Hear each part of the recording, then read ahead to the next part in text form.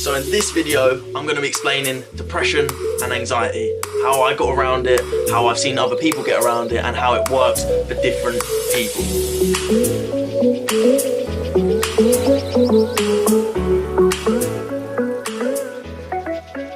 So depression and anxiety is on a rise. It is all-time high, especially with younger people, millennials, centennials, and people under the age of 30.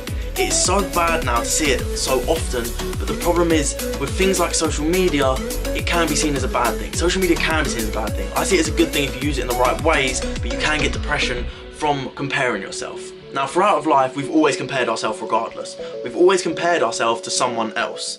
But with social media, it's now magnified because they understand that you can now see someone who is the same age to you, that's driving a Ferrari, that's living the lifestyle, but yet you don't actually know the lifestyle they're living. They might just be fronting, they might have been working 10 years, they might have been working since they're 10, and by the age of 20, they're where they are now. So it all depends on, you haven't seen their past. You haven't seen exactly how they're living, but people still compare themselves because they think that they're living a better life. So ways to get around depression, the first one and the best one that I've seen work for other people is exercising. Exercising and eating healthy, looking after your body, making yourself feel good, but also putting the stuff into your body that makes you feel good. So things like vegetables, things like fruits, the right type of foods that keep you in a better state of mind, drinking enough water, everything like that. If you think about it, if you've had a time before where you've just eaten cake all day, you've had a fry up in the morning, then you've eaten cake, then you've had some more cake, then some more cake, and you just eat so much crap throughout the day, you understand your mood is always draining because you're not feeling good. You never, after you've had a piece of cake, you don't feel, I'm glad I had that cake. You're always like, oh, I probably shouldn't have had it, but oh well. But when you have a salad, you always seem to feel better. Or when you have a healthy meal, you always seem to feel better. So it's the food and the stuff that you take into your body. The next thing is about what you feed your mind with. If you feed your mind in the right ways and you listen to the right type of people, you read the right type of books, you listen to the right content, you're going to get the right ideas from the right type of people. It's like my favourite thing is listen to someone who's in a position that you want to be in. So listen to someone who is where you want to be. If you want to be a motivational speaker, then listen to motivational speakers. If you want to be a successful businessman, listen to successful businessmen or women. If you want to be a professional athlete, listen to professional athletes. Listen to someone who is in the right position to give you the advice. Now, I listen to many different people. I listen to people for different reasons, for my spiritual growth, for my personal growth, for my exercise. I listen to all different types of people, and that's why I know so much diverse things that I do know, so many topics, because I listen to so many different people. So it's all about feeding your mind in the right way, but learning it in your way. Not everyone learns the same way. I don't learn as much through reading. So when I first started personal development, I started reading. I got very bored of it very quickly. Even though I read my first book, I got a little bit better at reading, but I don't take in knowledge from reading it. I take in a lot more knowledge from listening and then writing it down. So that's the way that I do it. I listen to audiobooks, I watch YouTube videos, I listen to audios, I listen to so many different things of different people, and that's why I know the things that I do know now. So also, it's about getting around the right people. So if you're around the right people, then they rub off on you. So if you're around 10 people that smoke and you're not a smoker, give yourself a couple of months and you'll be a smoker.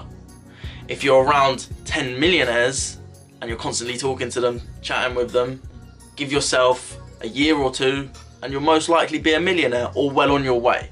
Because you take their advice, you listen to them. You might think something's a great idea, they might tell you that you can do it in this way that will make it even better. So it's about listening to the right people and getting around the right people. Now, if you struggle to get around the right people, a great way to get around the right people is just by listening to them. So this is about feeding the mind. So if you just take in knowledge from all these type of people that know what they're talking about, then theoretically you are around them. They're your circle of friends, you just can't physically talk to them. So if you can get around the right people, then it can be very beneficial for you in the long run. So the next one is meditation. Meditation works for everyone. Not everyone does it, but I believe everyone should do it. Whether it's 2 minutes, whether it's 2 hours. As long as you do a little bit of meditation, you calm your mind, focus your mind on something, eventually it will pay off and you'll be a much calmer frame of mind. And not only that, you'll allow yourself to make better decisions. You'll allow yourself to think better thoughts. meditation has so many different benefits. Me personally, meditation helps me tap into my intuition, helps me come up with ideas, but also it helps me clear my mind. It helps me reduce from stress. It helps in so many different ways, and it can benefit you, especially with anxiety and depression, but it's just about forcing yourself to do it. So they're the main ones for depression, but I've also got things for anxiety. They sort of do match up because they're very similar, I'd say similar topics, but there is a lot of anxiety as well as depression. So one that's in both of them as well is speaking to someone, speaking to the right person. When people speak to people and they just unload their thoughts, they just unload exactly what they're thinking and what they're going through. And it's normally someone who they don't know, because I understand it's not easy to talk to someone that you do know. It's not easy to talk to a family member, to a friend, because you just know them on too much of a personal basis. So speaking to someone who is a therapist, speaking to someone on Instagram, for example, a lot of people reach out to me, they don't like speaking to other people, but they like speaking to me because they don't have a connection to me, so I can understand it from an outside point of view, so I can give them my advice, but I can also tell them, sometimes I tell them the hard truth. Sometimes people do need to hear the hard truth. Unfortunately, that is some of the best ways that people get the knowledge, through the hard truth. But so speak to the right people and speak to someone just to unload your thoughts, whether it is 5 minutes, whether it's through message because you don't want to do it on the phone or in face to face. As long as you speak to someone, you just unload your thoughts, a weight can be lifted off your shoulders from this. So more for anxiety, it's about getting uncomfortable. Now, I was very anxious. This was mainly because of drugs, and I was drinking, and I just wasn't very comfortable with myself. I didn't like who I was. I was really skinny. I just didn't like who I was. So it took me a while to get uncomfortable because I wasn't confident enough to go and do it. But the more I started to get uncomfortable, the more people I started to meet, the more opportunities were coming to my life. It was a lot more things were happening when I started to get uncomfortable. I understand that getting uncomfortable isn't a nice thing to do, but that's the only way you can grow, because you never grow when you're comfortable, because when you feel comfortable, you don't want anything to change, you like it to be the same. So the more you can grow, it's about getting more and more uncomfortable, and the more uncomfortable you can get, the further you can go. So find what you're good at as well. Find something that generally stops, the time stops when you start doing it. So this could be absolutely anything, whether this is ping pong, whether this is playing, I don't know, cricket, playing rounders, playing a different type of sport, anything you generally love to do and time stops, find out exactly what that is and continue to do it. So yeah, it might take a bit of time to find this out, but when you're confident in something, you can speak confidently about something. So it's like personal development. I can speak quite confidently about personal development, but I really struggle to speak about other topic. I don't know what, like if there's something that someone would ask me to speak about and I didn't believe in it, then I would really struggle to speak about it. It was like when I was selling, when I had a sales job in London, I struggled to sell what I was selling because I didn't believe in the product. When I believe in the product or the cause or the whatever it is, then I can not sell it, I can speak about it with passion. And when you can speak about something with passion, this brings out your confidence. You don't need to try, it just is natural. We're all born with confidence. We all tell ourselves the mind games that sort of tell us that, no, what they're going to think about me, but all it is a mind game. I understand that these things, they're not a joke, they're quite bad, and they really can be painful in people's lives. And these are things that have taken people's lives because they don't know how to deal with it. And the main thing about dealing with it is just speaking to someone. If you can speak to someone and get it out there, then that's the best way to get around it.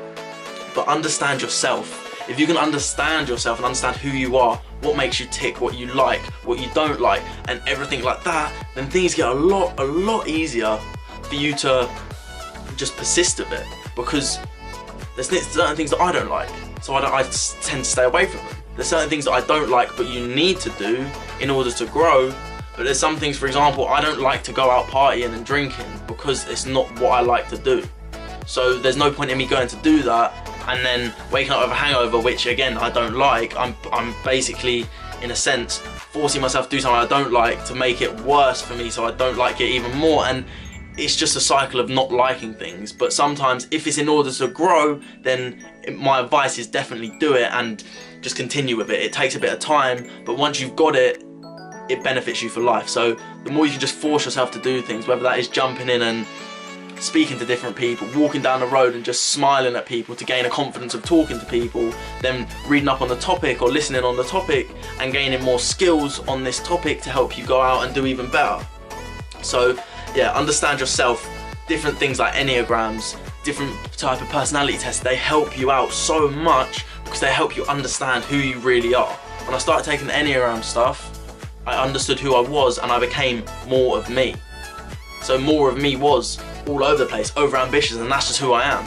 So when I understood that that was me, it made me realise, what have I got? That is who I am. That is literally who I am. So why should I try and refrain myself from who I really am and try and be what everyone else wants me to be? Because you shouldn't conform to what everyone else wants you to be, whether you are a bit out there, whether people think you're a bit crazy, whether loads of people think I'm a bit crazy. I've had literally people say to me that I live in dream world because I'm quite ambitious and I'm overly optimistic, which some people just can't see it because that's not the type of person they are.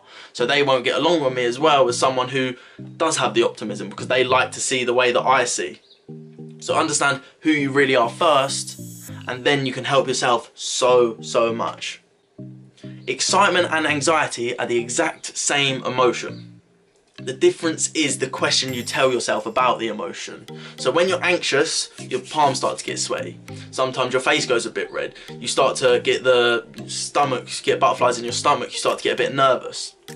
But when you're excited, the exact same thing happens. You get all jumpy. You get all a bit like you sort of feel nervous. You get the butterflies. But the difference is the questions you're asking yourself. If you're finding it hard, it's because you're telling yourself it's hard. But if you tell yourself, this is the biggest thing that I took away from a video I watched before, it was how someone would say, whenever they felt nervous, they would tell themselves, I'm excited, I'm excited, I'm excited. And I've done that many times and it has worked 100 times. It always works. If you continuously tell yourself, then your story starts to change. And when you can change your story, your mind starts to change, and you can program your mind to do such better things, and you can ask yourself better questions. So when you next get nervous, you're constantly telling yourself, oh, I'm excited, I'm excited, I'm excited. So ask yourself better questions and you always get the better result from being excited. So continuously to get yourself excited, it's just about asking yourself these questions and getting yourself in that mood of excitement. So we all love to be excited. I love being excited. I can't stop, but when I'm excited, it is honestly the best thing. So continuously ask yourself to get excited from this specific whatever's going on, whether you are really nervous. Sometimes you do have to force yourself to do it, but over time it programs into your mind that when you're feeling nervous, you're actually starting to get excited. Yeah, I changed, I took my jumper off. But let me know what you think of this video. I completely forgot to do it in the end of the video, so I started editing and then realised I just cut off from when I was talking. So let me know what you think. Like it if you like it. Subscribe if you like my stuff. If not, okay, no problem. But yeah, follow me on Instagram. Find me on YouTube. All the same usernames. Thank you very much. Have a great day. Keep smiling.